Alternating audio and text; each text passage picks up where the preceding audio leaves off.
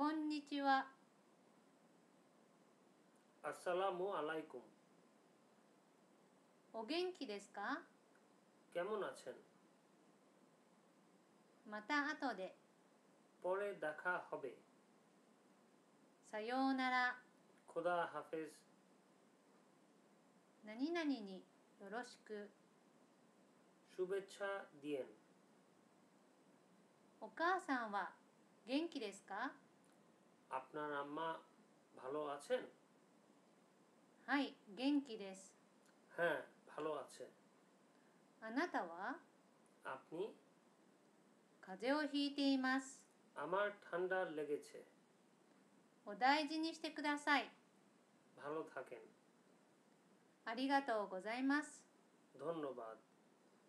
お母さんによろしくお伝えください。 আপনার মাকে আমার শুভেচ্ছা দিয়েন।